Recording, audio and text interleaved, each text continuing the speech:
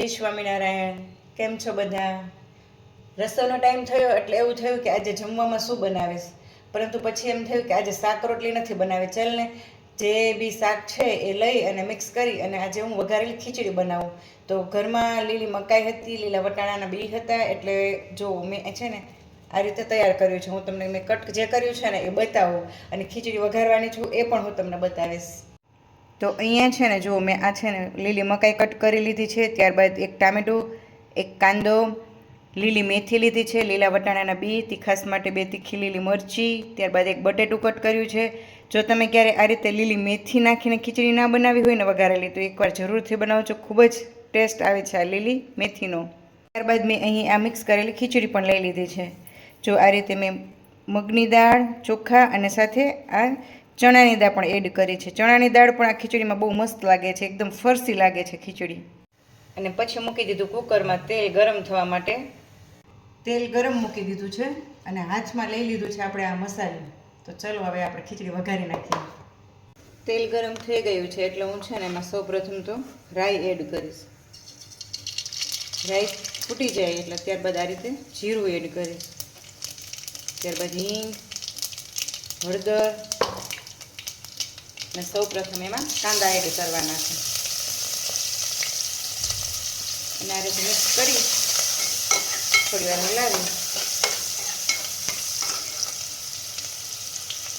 ત્યારબાદ બટેટા છે, મકાઈ છે, અને તેલમાં અડધો 1 મિનિટ માટે આ રીતે સાંતળી લેવાની છે. એટલે બટેટા અને કાંદા, ત્યારબાદ મકાઈ, એ ત્રણેય છે ને વ્યવસ્થિત આ રીતે અડધો 1 મિનિટ માટે તેલમાં સંતળાઈ જાય ને એટલે સરસ એમાં સાંતળવાનો ટેસ્ટ પણ બેસી જશે. અને ત્યારબાદ એમાં હું આ લીલા વટાણા એડ કરીશ અને એને પણ આપણે આ રીતે મિક્સ કરી લેવાનું છે. અને હવે આજે 2 તીખી લીલી મરચી લીધી હતી, એ તીખી લીલી મરચી, ત્યારબાદ આ ટામેટા અને મેથી પણ એડ કરી દેવાની છે. એકવાર જરૂરથી આ લીલી મેથીવાળી ખીચડી બનાવજો. મેથીનો ટેસ્ટ છે ને વઘારેલી ખીચડીમાં ખૂબ જ સરસ લાગે છે. હવે આ રીતે આપણે આ બધું મિક્સ સરસ કરી દીધું છે. આ રીતે બહુ સરસ દેખાય છે બધું. 1 મિનિટ જેવું થઈ ગયું છે અને આપણા બધા જ શાક જો અહીં મસ્ત રીતે સંતળાઈ ગયા છે. હવે એમાં આપણે છે ને જે મેં ખીચડી લીધી હતી ને એને મેં ધોઈ લીધી છે, એ ખીચડીને એડ કરી દઈશ.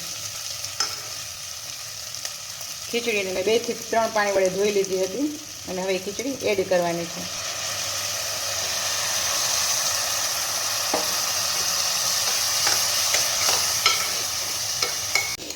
જો અત્યારથી જ મને તો છે ને આ લીલી મેથીની સુગંધ એટલી સરસ આવે છે ને, વઘાર થયો છે અને સંતળાઈ ગઈ છે ને તેલમાં, ત્યાં જ મસ્ત સુગંધ આવવા માંડી છે. જ્યારે ખીચડી બનીને ખાવાની થશે ને ત્યારે તો ખૂબ જ સરસ લાગશે. હવે તીખાસ માટે મેં આમાં લીલી મરચી નાખી છે, એટલે હવે અહીંયા ફક્ત આપણે ટેસ્ટ પ્રમાણે નમક એડ કરવાનું થશે. એને પણ વ્યવસ્થિત મિક્સ કરી લેવાનું છે આ રીતે. અને હવે એમાં હું છે ને જરૂરિયાત મુજબ પાણી એડ કરી દઈશ. તમારે જેટલી ઢીલી રાખવી હોય કે પછી ટાઈટ રાખવી હોય એ પ્રમાણે પાણી તમે અહીં એડ કરી શકો છો. પરંતુ પાછળથી પાણી એડ ના કરવું પડે એ રીતે આમાં પાણી અત્યારે જ એડ કરવું પડશે, કેમ કે પાછળથી પાણી એડ કરીને એ ખીચડીનો ટેસ્ટ થોડો ફીકો લાગે છે. જરૂરિયાત હોય ને એ પ્રમાણે પાણી અત્યારે જ એડ કરી દેવાનું, એટલે જે એ ખીચડી બને ને ખૂબ જ ટેસ્ટી અને મીઠાશવાળી બનશે.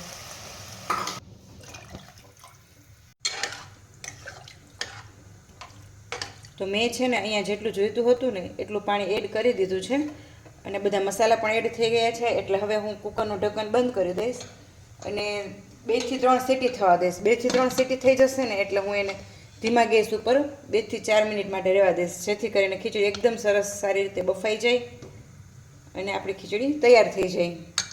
ચલો ખીચડી બની જશે ને પછી હું તમને બતાવીશ. છે ને આપણે કુકરમાં સીટી થવા લાગી છે. આ રીતે આ ત્રીજી સીટી છે. અહીં ત્રીજી સીટી પૂરી થઈ ગઈ ને એટલે હું ગેસની ફ્લેમ છે ને આ રીતે સ્લો કરી દઈશ. અને હવે ધીમા ગેસ ઉપર આપણે ખીચડીને થોડી વાર માટે રહેવા દેવાની છે. તો અહીંયા છે ને કુકરમાંથી હવા નીકળી ગઈ છે મેં 10 મિનિટ પહેલાં જ ગેસ બંધ કરી દીધો હતો. હવે આપણે જોઈએ ખીચડી આપણી તૈયાર છે કે નહીં. થોડી ઢીલી છે. આ રીતે પણ હું હમણાં મિક્સ કરી દઈશ ને એટલે સરસ એક રસ થઈ જશે. આપણે એને આ રીતે મિક્સ કરી લઈશું. બહુ ઢીલી પણ નથી અને ટાઈટ પણ નથી. મસ્ત ખીચડી બનીને એકદમ સરસ તૈયાર થઈ છે. તો ચાલો હવે જમવાની પ્લેટ ગરમ ગરમ ખીચડીની તૈયાર કરી લો. જુઓ, નજીકથી બતાવું તમને.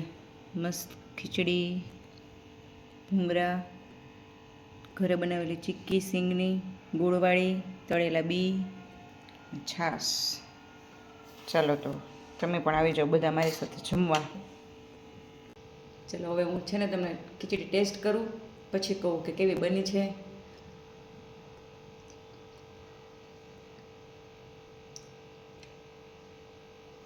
મસ્ત. ચાલો તમે પણ આવી જાઓ ખાવા.